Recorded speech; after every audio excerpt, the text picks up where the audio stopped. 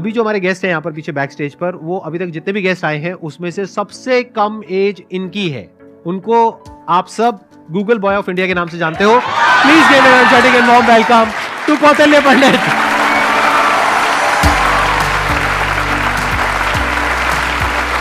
अरे प्लीज बैठो।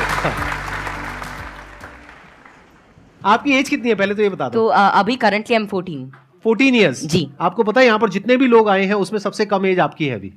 लेकिन सर मतलब जितने भी लोगों से अब तक मैं मिला हूँ आपकी एज के, मतलब 40-50 साल के या 30 ईयर्स के, आपके जितने भी शोज देखे हैं उनमें मेरे को तो सबसे कम उम्र के आप लगे हो। अरे ये बताइए मेरे को कि आपकी ये शुरुआत कैसे हुई? जब मैं 5 साल का था तो मुझे लिखना पढ़ना कुछ नहीं आता था। फिर ऐसे ही था कि मैंने 10-15 दिन में ही मतलब लिखना पढ़ना, like all the alphabets and everything I learn them. तो उसके बाद गर्मियों की छुट्टियों की बात है तो मेरे पापा जी एक स्कूल रन करते हैं छोटा सा गांव में, तो वहाँ पर मैं पढ़ता था। कहाँ के रहने वाले हो आप? मैं करनाल। अच्छा जी। तो वहाँ पर एक जैसे हॉलिडे होमवर्क देते सबको एक जनरल कि आपको जो वर्ल्ड मैप होता है, एटलस होता है, अगर जिन जिन को अच्छा लगता है आप वो करके आना, आप मतलब उसे समझ के आना। तो फिर ये मेरे दादाजी ने कहा, फिर पापा जी ने कहा कि तो मैं भी कर सकता हूँ। तो पहले ही दिन मैंने देखा तो I got into it and I learned it. मैं उसमें सवाल पूछता गया और जितने भी मेरे कुछ भी मन में रहता तो वो सब आता गया एंड विद इन 20 डेज और something I got use to it और मुझे बहुत ही अच्छा लगने लगा। एंड जितना भी वर्ल्ड मैप वगैरह इस टाइप की रिगार्डिंग जितनी भी चीज़ें होती हैं, पॉलिटिक्स, इकोनॉमिक्स, वो सभी मुझे मतलब things were very easy for me. And उसी के बाद से लोग कहते गए कि नॉलेज बढ़ता गया और तब से मतलब यही है कि सीखने का प्रयास कर रहा हूँ। कुछ भी नई चीज़ मिलती है, like currently I am a student of 11th grade but I am learning things like astrophysics and quantum mechanics. तो I am not very into it but I like to study it and जितना भी मेरे से हो सकता है मैं उसके अंदर कोई नई चीज़ देखने का प्रयास करता हूँ और कोई नया सवाल पूछने की कोशिश करता हूँ, क्योंकि जितने भी ज़्यादा क्वेरीज, जितनी भी ज़्यादा माइंड के अंदर जो भी कोई क्वेश्चन आता है I try to get it forward और वैसे ही सारी चीज़ें आसान होती रहती हैं। I try to delve myself deep into it, क्योंकि कोई भी फील्ड इस टाइप का I think that they need one thing that is really important for them, that is questioning. क्योंकि जितने ज़्यादा आप अलग टाइप के क्वेश्चंस पूछते हो उतना ज़्यादा आप उस चीज़ को अच्छी तरीके से समझ सकते हो। तो वही है कि मैं अभी भी क्वेश्चंस नए ढूंढ रहा हूँ, जवाब उनके मिल ही जाएंगे। बस ये है कि जितने ज़्यादा और नए और अच्छे क्वेश्चंस मेरे पास आते गए और आते हैं उनसे मैं आगे बढ़ने का कोशिश कर रहा हूँ। क्वांटम फिजिक्स में वेव पार्टिकल थ्योरी है जी सर। तो उसको आपने स्टडी किया होगा। हाँ, जैसे कि wave particle theory, dual nature of light and matter, वो सब, हाँ वो सब अभी धीरे धीरे मैं कर रहा हूँ। और स्पेशली अभी तो मैं एस्ट्रोफिजिक्स जो है वो ज़्यादा पढ़ रहा हूँ। और जैसे कि डार्क मैटर है, डार्क एनर्जी है, तो या फिर माइक्रोवेव रेडिएशन है, बैकग्राउंड रेडिएशन, एक्सपैंडिंग यूनिवर्स, ये सारी चीज़ें मुझे काफ़ी इंट्रीग करती हैं और इनके बारे में मैं कुछ रिसर्च पेपर्स और अलग अलग चीज़ें अभी स्टडी कर रहा हूँ। तो 0 पॉइंट फील्ड के बारे में भी आपने कुछ स्टडी करी है? नहीं, अभी ज़्यादा नहीं। अभी मैं जनरली जैसे अभी मैं टाइप 1A सुपरनोवा और उनके जो एक्सपेंशन है, लाइफ साइकिल ऑफ स्टार, उनके बारे में अभी मेरी रीसेंट स्टडी चल रही है। मैंने आपकी YouTube पर एक वीडियो देखी थी जिसमें एक न्यूज़ एंकर आपसे कुछ पूछ रही थी और आप एक एक करके सारे सवालों के जवाब दे रहे थे। तो क्या अभी भी आप उस तरह से सवालों के जवाब दे सकते हैं? कोई भी आपसे कोई भी कैसा भी सवाल पूछेगा तो आप जवाब दे सकते हैं? क्योंकि ऐसा है कि नॉलेज तो एंडलेस है और सब कुछ तो कोई जान ही नहीं सकता। लेकिन ये है कि जितना ज़्यादा मतलब अपने सराउंडिंग्स को ऑब्जर्व करते हैं तो उतना ज़्यादा क्या है, जितना ज़्यादा आप नॉलेज ग्रहण करते रहते हैं उतना आपका माइंड एक तरह की मैग्नेट की तरह बन जाता है।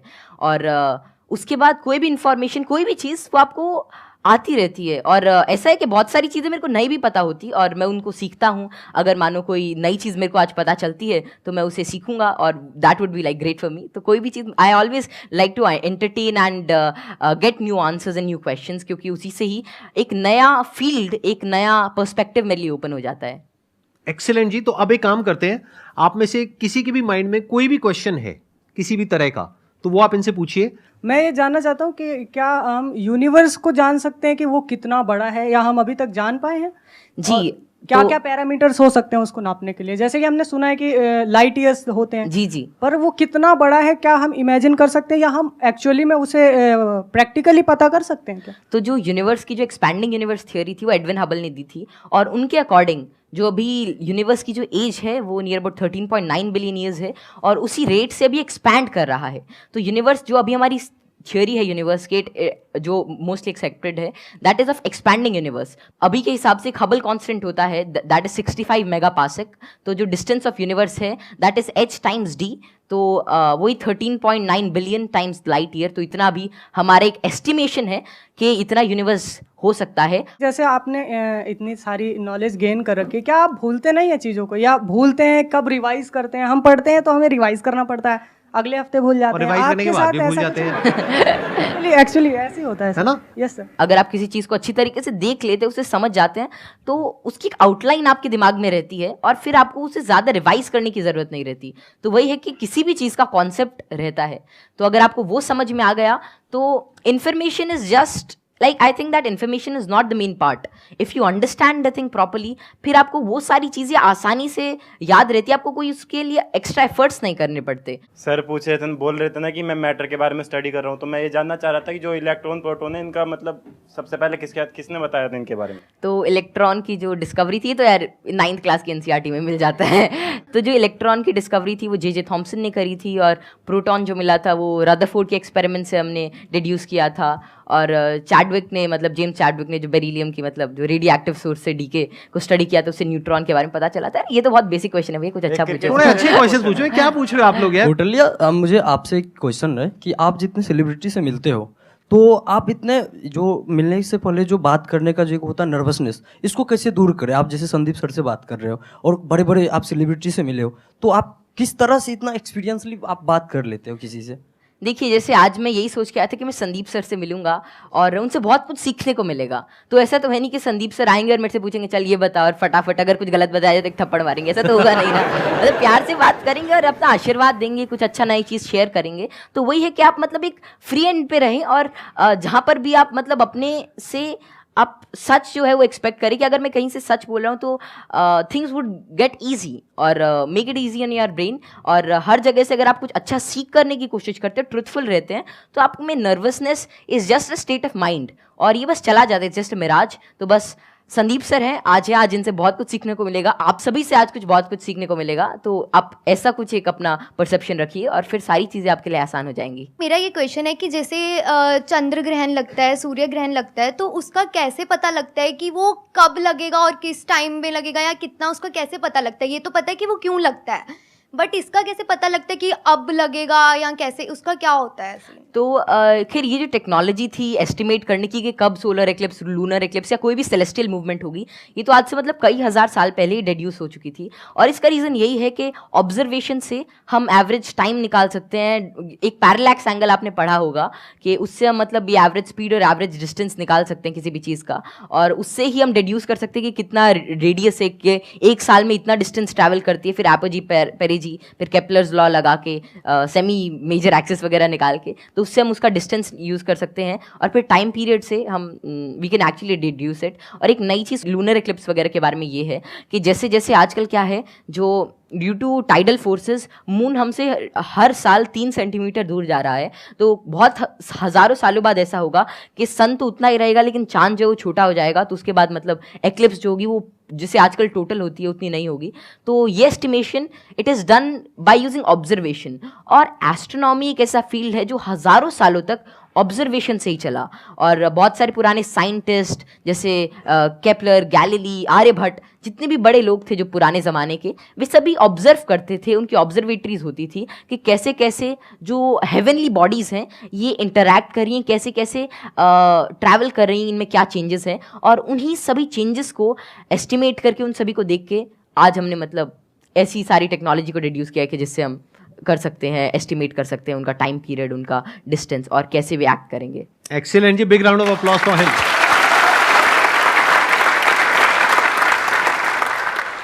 मैं ये पूछना चाहूँगा, जैसे यहाँ पर बैकग्राउंड हमारा होता है तो लोग कहते हैं कि इंटेलिजेंस जेनेटिक होता है, काफ़ी मतलब कि उसको बढ़ाने में बहुत ज़्यादा नहीं हम लोग कर सकते हैं।